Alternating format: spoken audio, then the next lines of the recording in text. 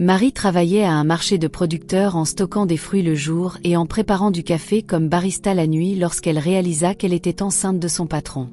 Elle avait prévu de lui en parler, mais apprit qu'il était sur le point de se fiancer. Elle sourit, le remercia malgré la peur et sortit de la clinique communautaire, hébétée. Maintenant qu'elle portait un enfant, que se passerait-il ensuite? Les questions tourbillonnaient dans sa tête, l'empêchant de dormir la nuit. Elle voulait informer le père, mais à quoi bon? Il allait se marier, et si quelqu'un découvrait qu'elle était enceinte de son enfant, cela ne ferait que causer des problèmes. Finalement, elle décida de démissionner. Démission? Les sourcils de M. Whitman se froncèrent lorsqu'il ouvrit le dossier qu'elle lui tendit. Pourquoi le salaire et les avantages ici ne sont-ils pas suffisants? Marie inspira, cherchant ses mots. Ce n'est pas ça, monsieur. Ma grand-mère vieillit. Le bruit et l'agitation de la ville sont durs pour elle. Son médecin dit qu'il serait mieux pour elle de vivre dans un endroit plus calme, avec de l'air frais, peut-être à la campagne. Êtes-vous sûr? Demanda-t-il à nouveau. Apprendrait-il un jour la vérité? C'était une autre histoire. L'histoire de Marie. Qu'est-ce que vous faites? Faites attention où vous marchez. Un client masculin aboya contre Marie plus tôt cette semaine-là. Elle portait une commande à une autre table lorsqu'elle trébucha sur le pied tendu de l'homme. Je suis vraiment désolée, monsieur. Je n'avais pas vu que votre pied était sur le passage, dit-elle, gardant un ton respectueux. Oh, donc vous dites que c'est ma faute? Rétorqua-t-il sèchement. Non, monsieur. J'ai dit que les gens comme vous devraient être virés. Où est le gérant de ce café? La panique monta. Elle ne pouvait pas perdre cet emploi. S'il vous plaît, ne me dénoncez pas. Ma grand-mère est malade. Je ne peux pas me permettre d'être licenciée. Peut-être qu'on peut régler ça calmement. Un sourire lent et laid se dessina sur son visage. Il se pencha près de son oreille. Alors, viens avec moi plus tard. Il y a un motel à côté. Grossier, répliqua-t-elle, et dans sa fureur, son genou frappa directement son entrejambe. Son cri attira l'attention dans tout le café. Il jura contre elle et leva à moitié la main pour la gifler, mais un jeune homme s'interposa et l'arrêta. Le tumulte fit taire la salle juste au moment où la gérante du café accourut. « Que se passe-t-il ici ?» demanda la femme au client, polie mais ferme. « Votre serveuse m'a frappé, » se plaignit-il. « Marie, pourquoi aurais-tu fait ça ?» demanda la gérante. « Il m'a manqué de respect, » répondit Marie, luttant pour garder son calme. « Ne t'ai-je pas dit que le client a toujours raison ?» Les mots piquèrent. Marie avait espéré qu'une autre femme la soutiendrait. Elle ravala les larmes montantes et soutint le regard de la gérante. « Pas cette fois, madame. Il m'a harcelée. » Se tournant vers l'homme, la gérante inclina la tête. « Monsieur, nous sommes vraiment désolés. Cela ne se reproduira plus. » Marie, choquée, fixa la gérante. « Madame, c'est moi qui ai été harcelée. S'il te plaît, Marie, tais-toi, » avertit la gérante, puis elle se tourna à nouveau vers le client.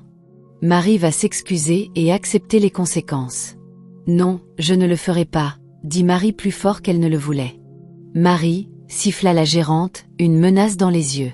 « Excuse-toi ou tu es virée. » Un petit rire amer échappa à Marie alors qu'une larme coulait. « Vous n'aurez pas à me virer. Je démissionne. » Elle arracha son tablier et le jeta dans les bras de la gérante. Facilitatrice de blâme des victimes. « Vous deux, vous êtes dégoûtants. Comment osez-vous me parler ainsi ?»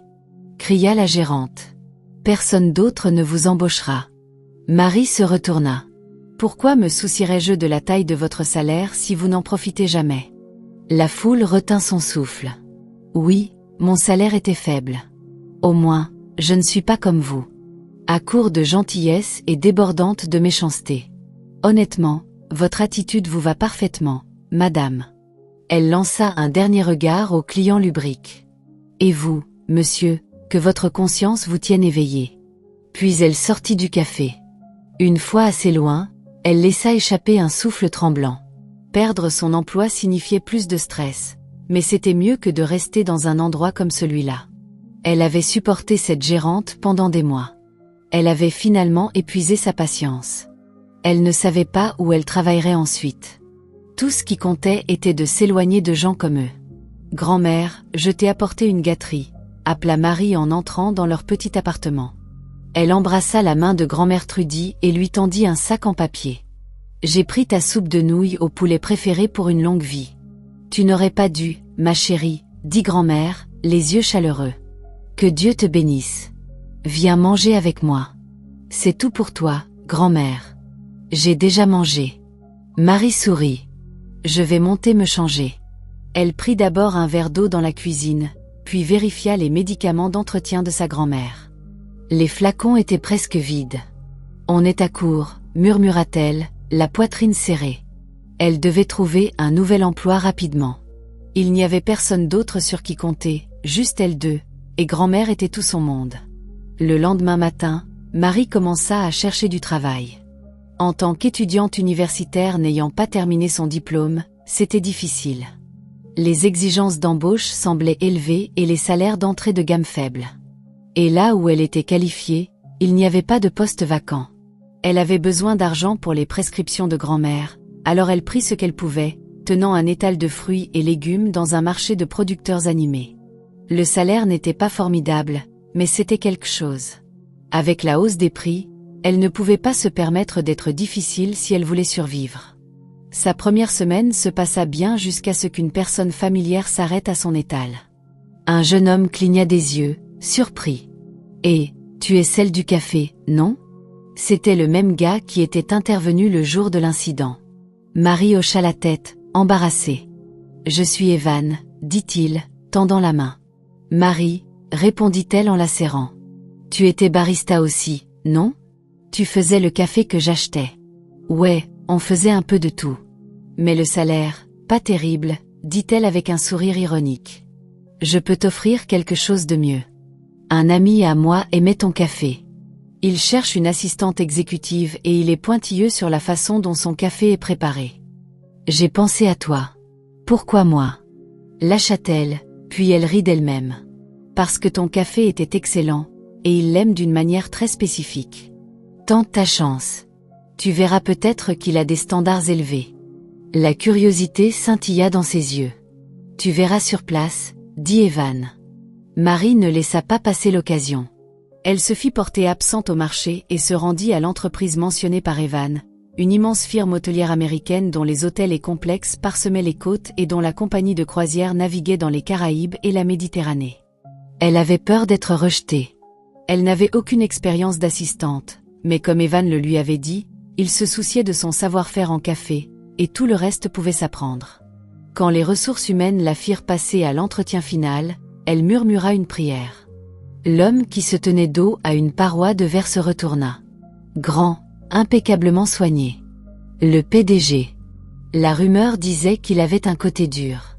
Ses genoux vacillèrent. « Bonjour, monsieur », parvint-elle à dire. « Je suis ici pour postuler. Evan m'a envoyé. » Il l'étudia de la tête aux pieds, son regard froid et stable. Il s'approcha. De près, ses traits étaient injustement beaux, et il sentait le propre et le cher. Le pouls de Marie s'emballa. Il se pencha comme pour l'inspecter, puis se redressa et marcha derrière son bureau, jouant nonchalamment avec un stylo à plume entre ses doigts. « Alors, vous êtes Marie. Pourquoi devrais-je vous embaucher ? » demanda-t-il. « Je fais un excellent café, » dit-elle. « Evan a dit que vous êtes exigeant. »« Exigeant ?» Ses yeux se plissèrent. « Je veux dire, vous avez une préférence pour un mélange spécifique. Tout le monde a des goûts et des standards. Je suis la barista qui faisait votre café. Evan a dit que vous aimiez mon mélange. C'est ma propre formule.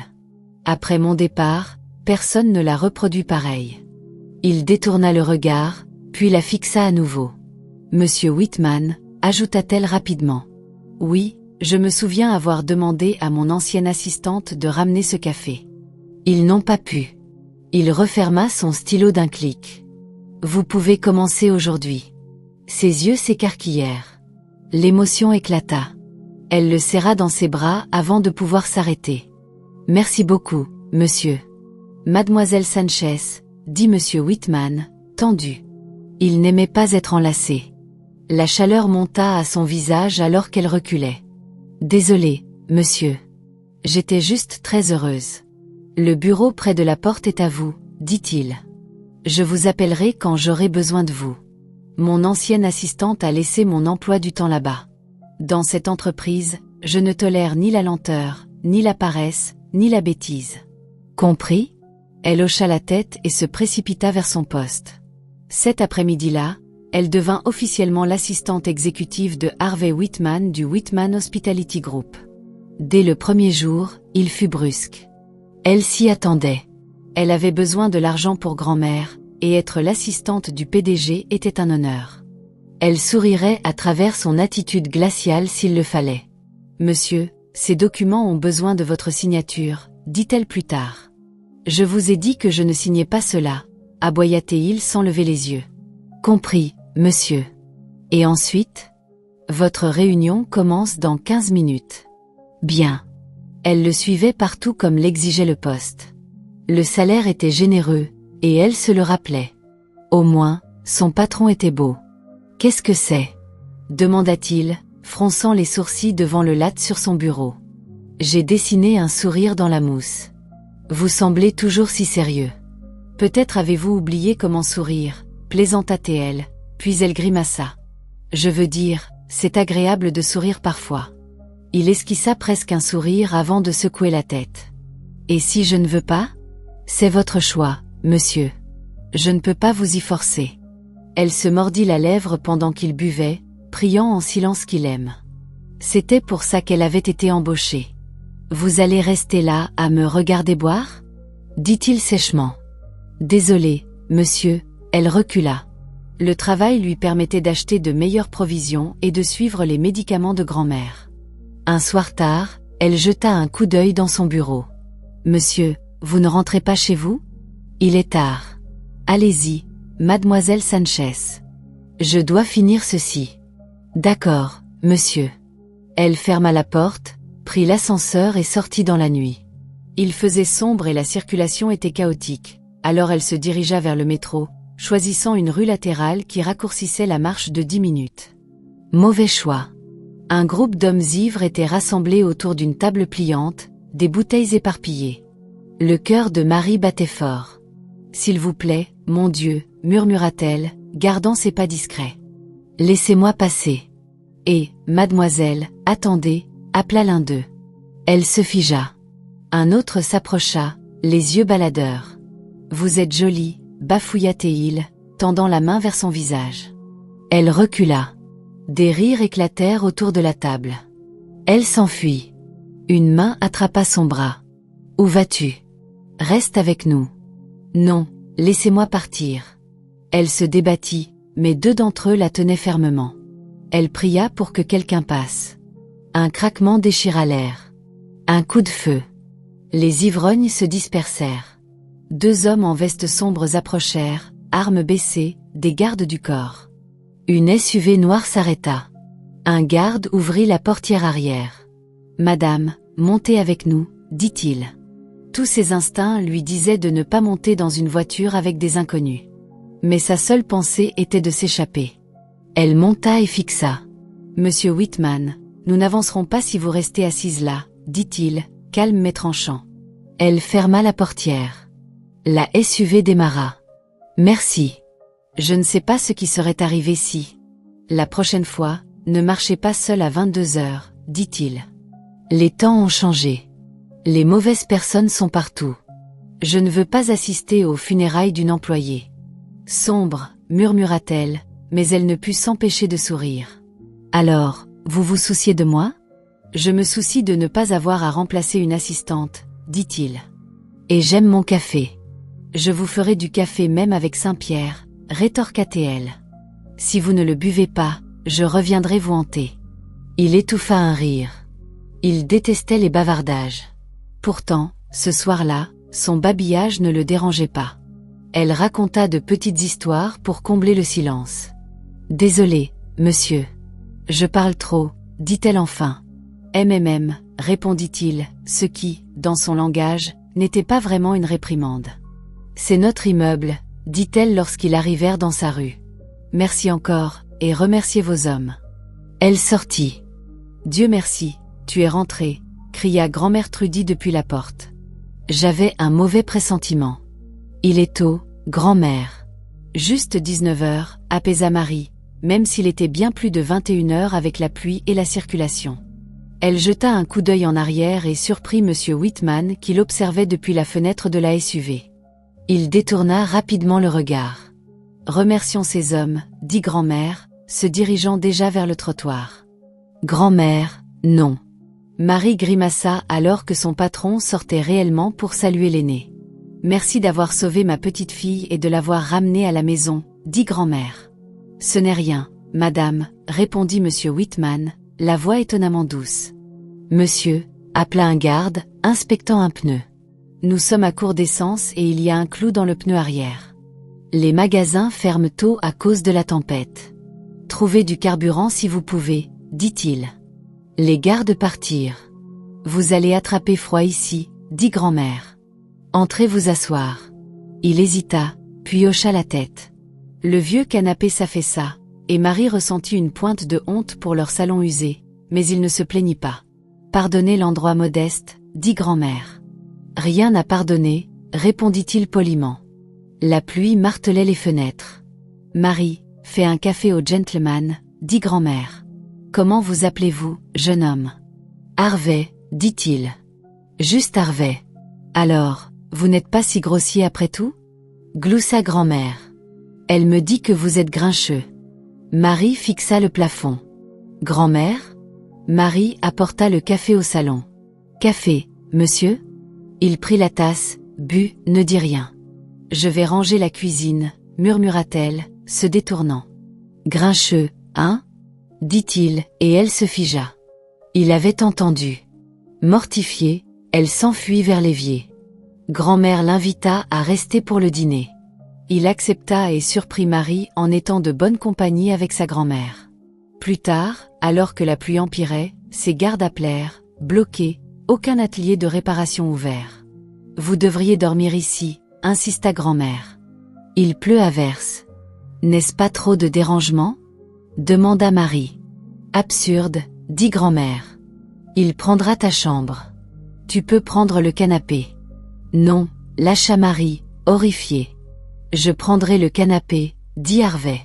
Votre maison, vos règles. Aucun invité chez nous ne dort sur un canapé, déclara grand-mère. Marie, prépare ta chambre. Et sur ce, elle partit se coucher, les laissant seuls dans une gêne palpable. Dans sa chambre, Marie s'affaira, lissant les draps. Désolée pour le désordre. J'ai couru au travail. Et ça? Demanda-t-il, tenant une culotte ornée de motifs de dessins animés pour enfants. Son visage devint écarlate.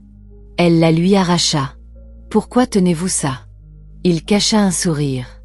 Où vas-tu dormir? Par terre. Non, il fait trop froid. Si tu insistes pour le sol, je le prends. C'est ta chambre. Tu devrais être à l'aise. Absolument pas. Alors, on partage. Il ne se passera rien. Il s'allongea et tourna le dos, parfaitement pragmatique. Le cœur battant, elle se glissa dans le lit, restant à son bord. Elle compta une armée de moutons. Le sommeil ne venait pas. Elle se retourna et constata qu'il la regardait déjà. Elle faillit crier. « Tu ne peux pas dormir non plus ?» demanda-t-il. « Non » murmura-t-elle. Elle essaya de se détourner, mais ses yeux traçaient son visage. Il avait une touche d'ascendance russe, et ses yeux verts étaient saisissants, même dans la pénombre. « Tu vas me faire fondre si tu continues à me fixer » murmura-t-il. Elle se retourna, se réprimandant intérieurement. « Marie » dit-il doucement. Elle se tourna à nouveau. Ses mains encadrèrent son visage. Ses lèvres effleurèrent les siennes. Elle haleta, puis répondit, ses yeux se fermant alors que la nuit froide se réchauffait autour d'eux. Le matin frappa, littéralement. « Marie, ma chérie, où est mon portefeuille ?» appela grand-mère à travers la porte. « Oh non !» Marie se redressa d'un bond. Harvey était allongé face contre le matelas à côté d'elle, le dos nu à moitié couvert par le drap. La chaleur envahit ses joues alors que les souvenirs affluaient. Elle le poussa. Il roula sur le dos, les yeux lourds. « Quoi ? Ma grand-mère est dehors. Habille-toi. » Il enfila le t-shirt prêté par grand-mère et se leva pour trouver son short. La couverture glissa. Elle déglutit, détourna les yeux et enfila ses propres vêtements. Ils refirent le lit en silence frénétique. Grand-mère entra, s'excusant. « Je ne trouve pas mon portefeuille. »« Ça va, grand-mère, » dit Marie, puis elle le récupéra au fond d'un tiroir de la commode. L'endroit que grand-mère oubliait toujours d'utiliser. Autour d'un café et de Bagel, une gêne planait. Ils étaient tous deux douloureusement conscients de la nuit précédente. Pas de relation, pas de plan, juste ce qui s'était passé. À 9h, l'équipe de Harvey arriva avec une dépanneuse et une nouvelle SUV. « Désolé pour le retard, madame », dit un garde à grand-mère. Harvey monta dans la camionnette, s'arrêta et regarda Marie. « Merci », dit-il, et partit. « Merci pourquoi ? Pour le dîner ou pour la nuit dernière ?» Ses joues brûlaient. « N'y pense pas, Marie, se dit-elle. N'y pense pas. » De retour au travail, elle posa des documents sur son bureau. « Ceci, monsieur. Votre réunion avec les investisseurs est à 14h. La salle de conférence est prête, les présentations finalisées. Nous avons encore 1 heure pour préparer. » « Bien, » dit-il. La vie retrouva sa routine froide. Il était légèrement moins tranchant, mais rien de spécial ne se passait entre eux au bureau, et Marie se disait que c'était normal. La semaine passa. Elle essaya d'accepter que peut-être cette nuit n'avait rien signifié pour lui. Puis vint la fête de l'entreprise. Tout le monde était invité, y compris les assistants. Elle n'avait pas pensé à une robe. Une grande boîte argentée l'attendait sur son bureau ce matin-là. Une robe élégante à fente haute qui la faisait rayonner. La salle de bal semblait sortie d'un rêve. Sa collègue Lisa gloussait près du buffet. « Mange, ma belle. Ça n'arrive jamais. »« Bonsoir, mesdames et messieurs, » dit l'hôte, et tous les regards se tournèrent vers la scène. « Veuillez accueillir le président Whitman. » Applaudissements polis. « Merci de vous joindre à nous pour célébrer une fusion réussie, » dit le président. « Je voudrais aussi profiter de ce moment pour annoncer les fiançailles de mon fils Harvey avec sa fiancée, Dina. » Le monde de Marie vacilla. Harvey monta sur scène. Les applaudissements gonflèrent. Lisa serra le bras de Marie. Ils se marient, et elle est magnifique. Une vraie princesse de la haute société. Ils sont parfaits. Marie força un sourire. Sur scène, Dina s'enroula autour du bras de Harvey. Il resta là, l'expression neutre. Il ne regarda pas Marie. Pourquoi l'aurait-il fait? Qui était-elle pour lui? Personne. « Je vais au vestiaire », dit Marie à Lisa et sortit. Le plafond de la salle de bal s'élevait, mais elle ne pouvait pas respirer. Dans le miroir, son maquillage se brouilla alors que les larmes coulaient enfin. Elle s'échappa avant la fin de la fête et rentra chez elle pour pleurer là où personne ne pouvait la voir. Marie manqua les jours suivants au travail. Malade au lit, vraiment, et aussi à cause des pleurs. Quand grand-mère eut besoin d'un renouvellement d'ordonnance, la clinique ne s'arrêta pas. Marie passa d'abord par la clinique communautaire pour prendre ce qu'ils avaient. En sortant, le couloir vacilla. Elle s'assit lourdement.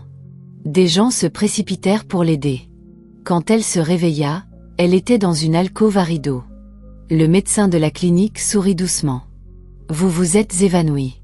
Ne vous inquiétez pas. C'est courant en début de grossesse. » Preg. « Quoi ? Vous êtes enceinte de 5 semaines. » La peur serra sa poitrine. Elle avait pensé que le stress expliquait ses nausées. C'était un bébé. « Au moins, maintenant vous savez, » dit le médecin. « Vous pouvez prendre soin de vous. » Marie la remercia et sortit en pilote automatique. Maintenant qu'elle était enceinte, que se passerait-il? Les questions la poursuivirent jusqu'à chez elle et dans son sommeil. Elle voulait le dire au père, mais pourquoi? Il était fiancé. Et si quelqu'un apprenait qu'il avait mis son assistante enceinte, le chaos suivrait. Finalement, elle choisit de démissionner. « Démission », répéta Harvey lorsqu'elle lui tendit la lettre. « Pourquoi notre salaire et nos avantages sont-ils insuffisants? »« Ce n'est pas ça, monsieur, » dit Marie, stabilisant sa voix. « Ma grand-mère a besoin de calme. Son médecin pense que déménager hors de la ville l'aiderait. Je suis reconnaissante pour l'opportunité que vous et l'entreprise m'avez donnée. Mais je pense qu'il est temps de laisser la place à quelqu'un d'autre et de réaliser le souhait de ma grand-mère. Ne puis-je pas vous faire changer d'avis, mademoiselle Sanchez?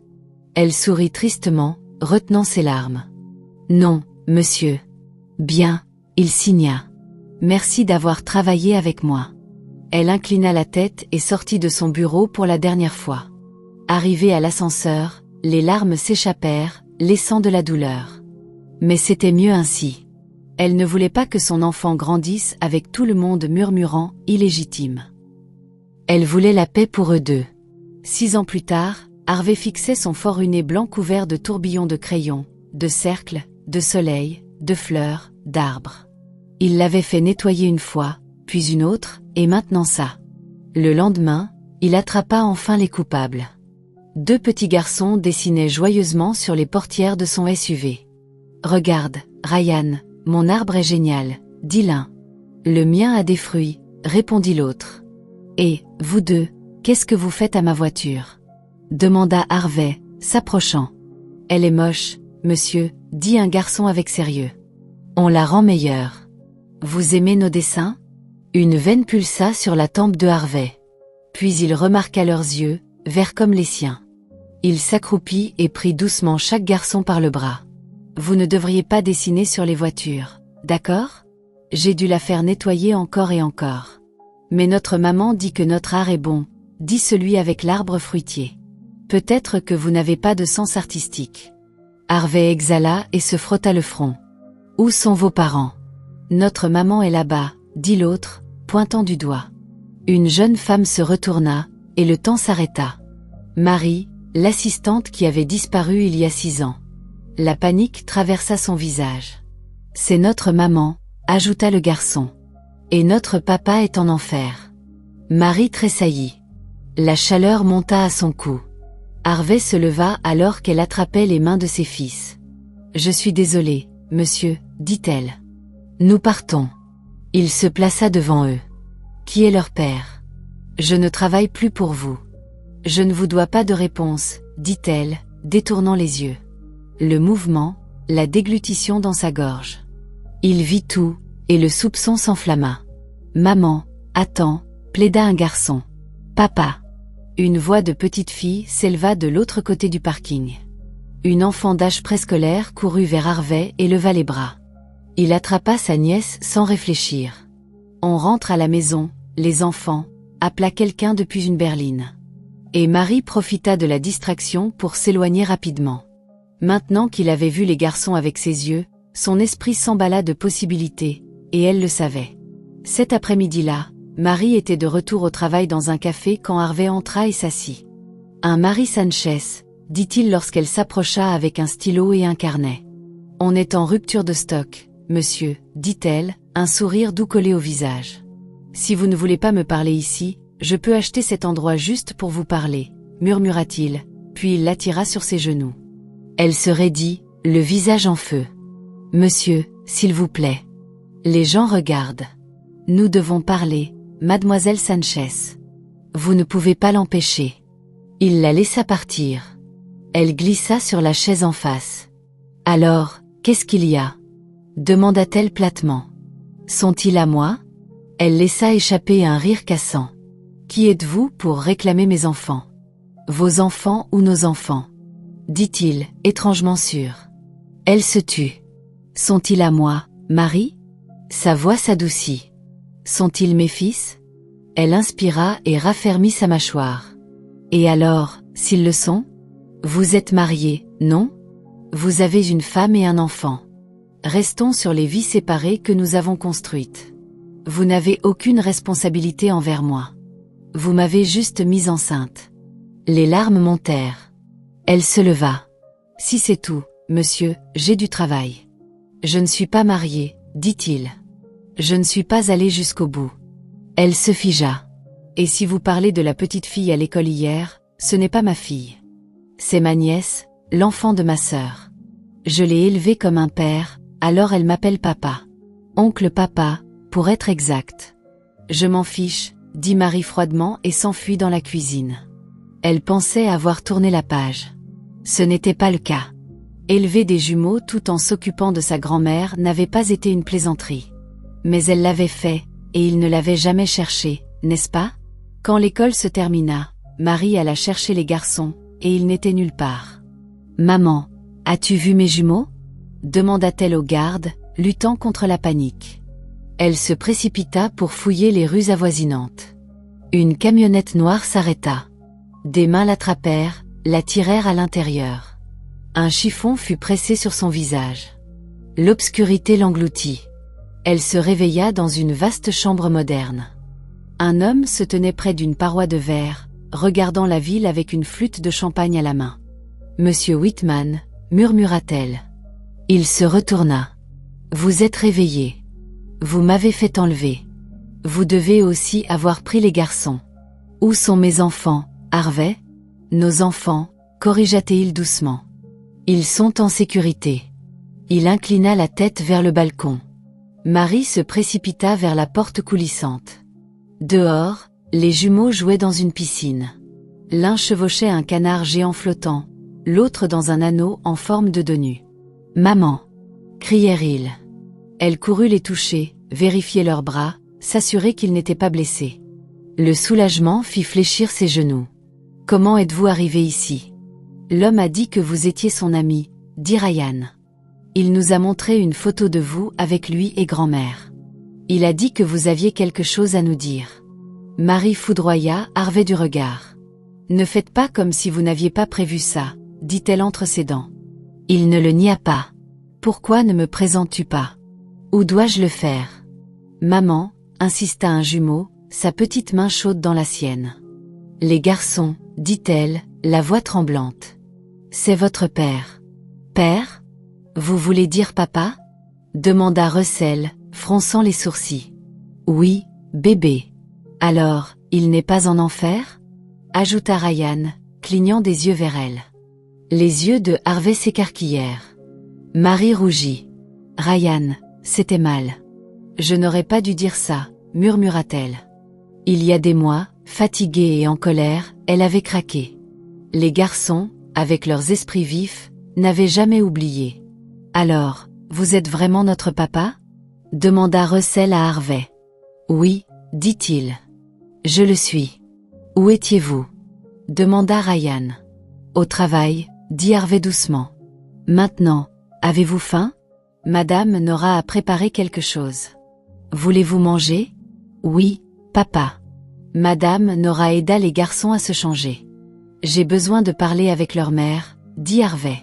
La gouvernante guida les jumeaux excités à l'intérieur. « De quoi devons-nous parler exactement? » demanda Marie dès qu'ils furent seuls.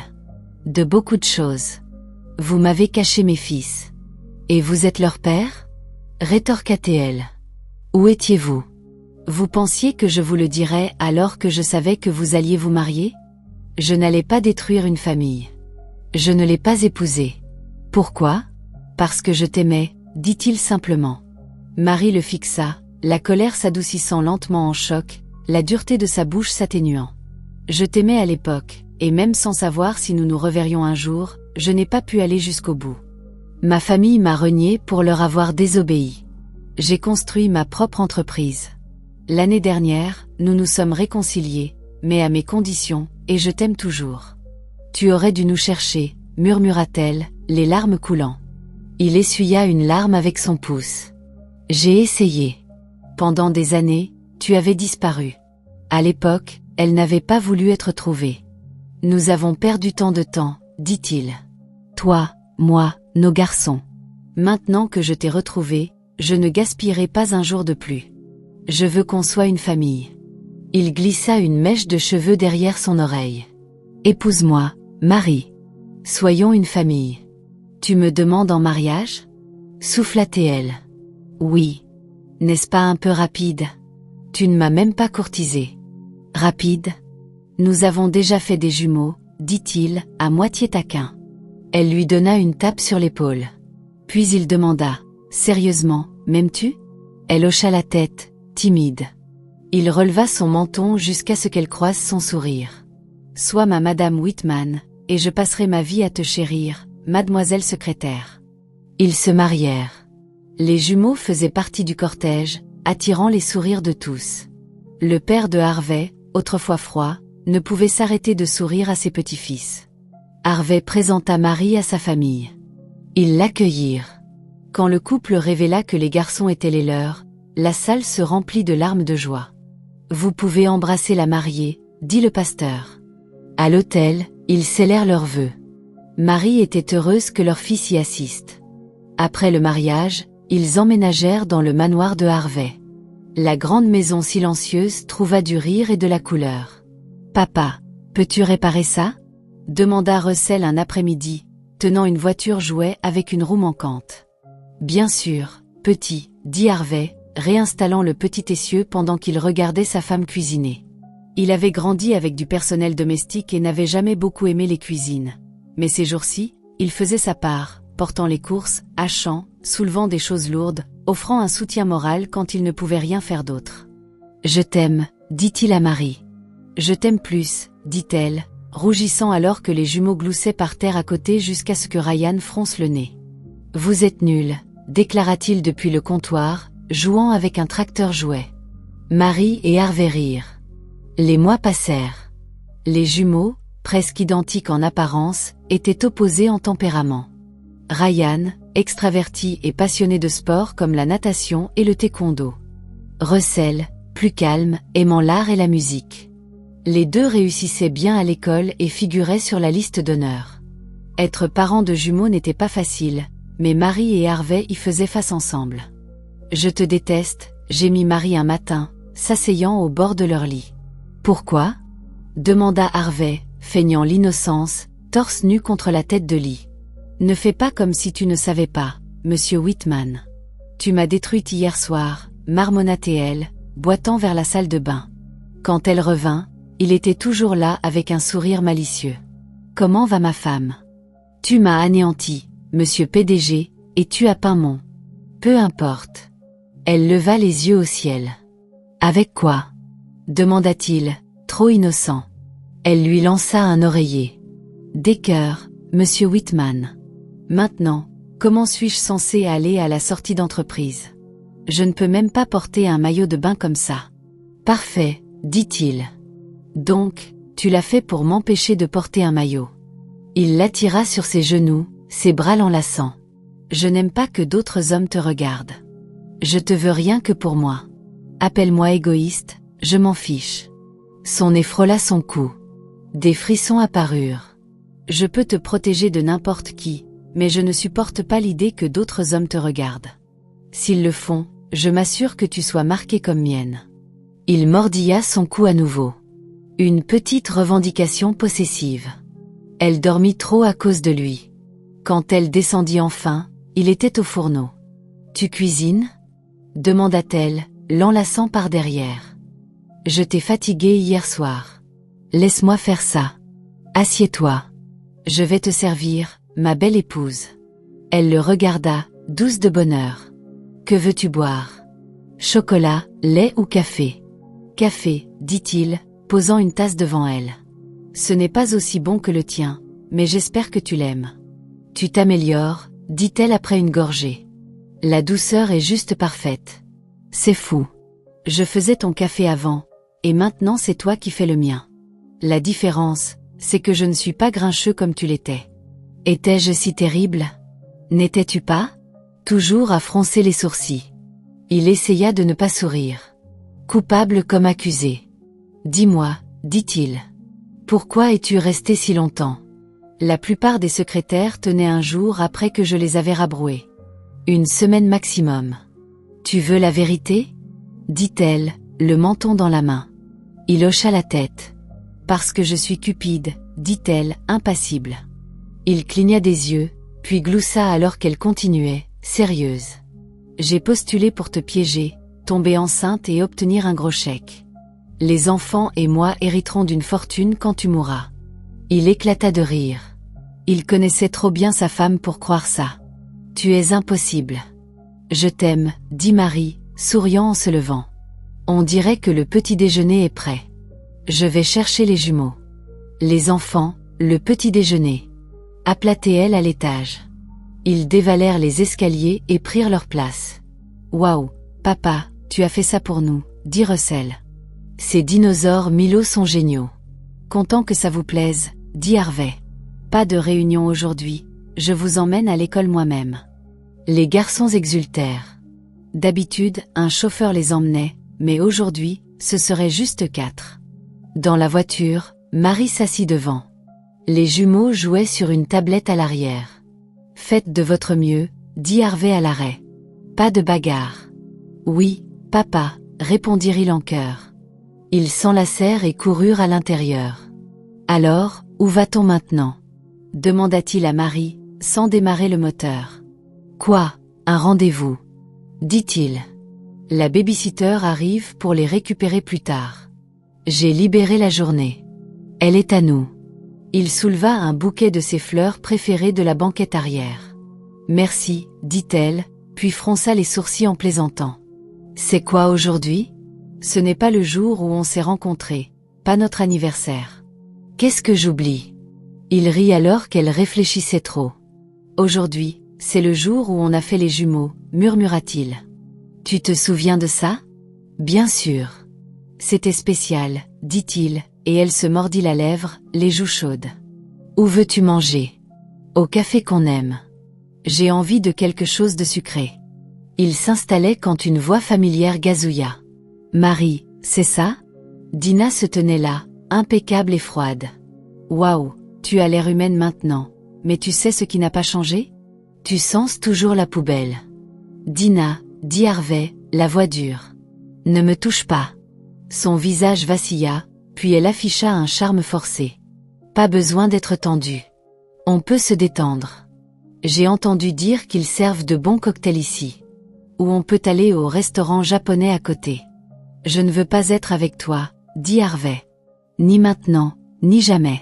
On peut être amis, tenta-t-elle. Pas avec toi. Je ne suis pas idiot. Je sais ce que tu fais. Arrête de te faire des illusions. Tu ne m'auras jamais. Sa patience craqua. Qu'est-ce que tu lui trouves? Je suis meilleure qu'elle ne le sera jamais. Vraiment?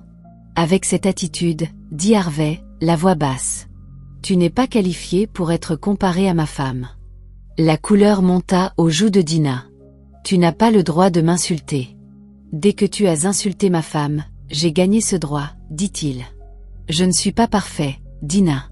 J'ai fait des erreurs, mais la meilleure décision que j'ai jamais prise a été de ne pas t'épouser. Je ne pourrai jamais vivre avec quelqu'un comme toi. Tu es sans cœur, siffla-t-elle. N'as-tu aucune empathie pour ce que je ressens? Pourquoi m'en soucierais-je quand tu n'en montres aucune pour les autres? C'est fini. Reste loin de nous. Je t'ai laissé faire quand tu as bloqué mes recherches pour Marie il y a des années. Plus maintenant. Tu n'aimeras pas ce que je ferai ensuite.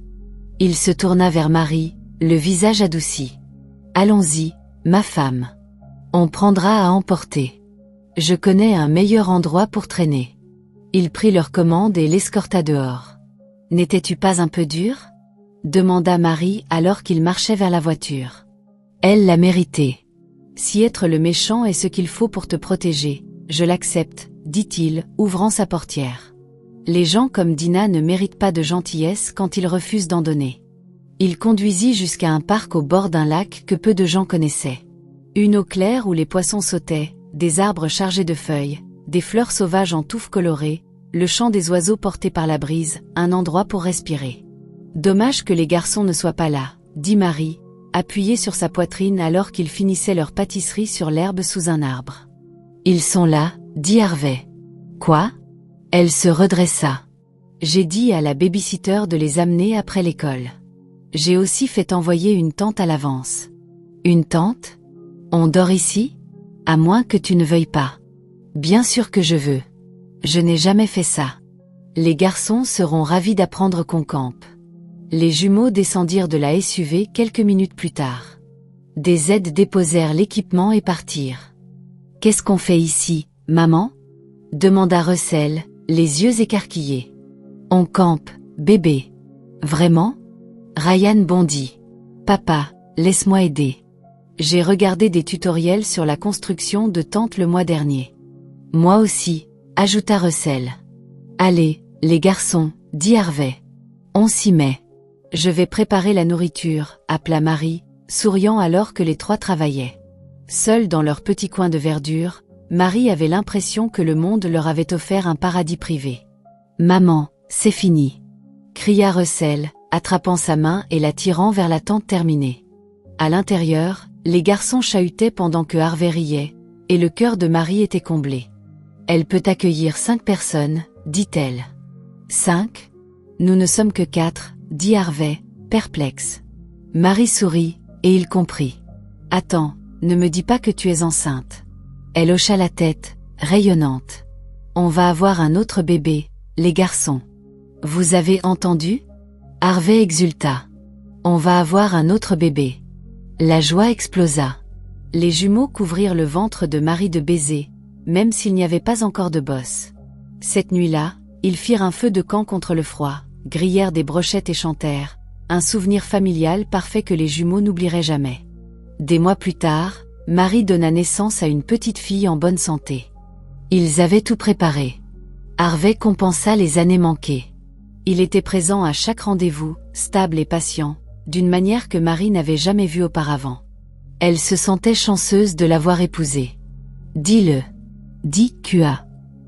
Les jumeaux entraînaient leur petite sœur un après-midi alors qu'elle était dans son berceau, âgée de 5 mois et plus intéressée par son biberon que par leurs leçons. Marie rit et tendit le biberon à Russell. Elle et Harvey préparaient les affaires pour le baptême d'Ali. Elle avait donc tiré du lait. « Vous êtes prêts, les costumes repassés ?» demanda-t-elle. « Oui, maman », répondirent-ils en chœur. « Super. Surveillez votre sœur pendant que papa et moi finissons de préparer, dit-elle. « On s'occupe d'elle, » déclara Ryan. « On la protégera à tout prix, pas vrai, Russell ? » « Vous me faites fondre, » dit Marie, les serrant dans ses bras avant de rejoindre Harvey pour le reste. Le jour du baptême d'Ali, ils amenèrent grand-mère Trudy à l'entrée de l'église. Les jumeaux coururent vers elle. La gorge de Marie se serra alors qu'elle enlaçait sa grand-mère après presque 6 mois de séparation. Ils avaient emmené l'aîné chez un spécialiste pour un traitement, et les résultats avaient été bons, quelque chose pour quoi Marie remerciait Dieu tous les jours. Elle était reconnaissante que grand-mère puisse être là pour le baptême du 3e enfant. « Bienvenue, grand-mère, » dit Harvey, s'inclinant légèrement en prenant les poignées du fauteuil roulant. « Merci, » dit-elle, les yeux brillants. « Allons à l'intérieur. La cérémonie va commencer. »« Cet endroit m'a manqué, » dit grand-mère alors qu'ils avançaient dans l'allée. « Où est la petite princesse ?»« Là-haut, » dit Harvey. « Je vous y emmène. » Marie guida les jumeaux derrière eux. Entourés de la famille et des amis, ils baptisèrent bébé Ali. Une journée empreinte de joie. Le cœur de Marie débordait de gratitude pour la présence de sa grand-mère, pour la vie confortable qu'il pouvait maintenant offrir, pour un mari qui donnait généreusement à tous ceux qu'elle aimait. La vie avait été dure, mais les bénédictions avaient doublé. Les épreuves n'étaient pas éternelles. Grand-mère emménagea avec eux et devint la partenaire de Marie pour guider les enfants. Marie savait que d'autres épreuves viendraient, mais Harvey serait là. L'homme qu'il aimait au-delà du statut ou de la richesse. Ensemble, ils affronteraient demain avec confiance et amour. Et c'est là que s'achève l'histoire d'amour de Harvey et Marie, aux côtés de leurs adorables enfants.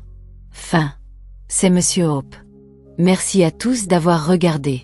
Je vous aime tous.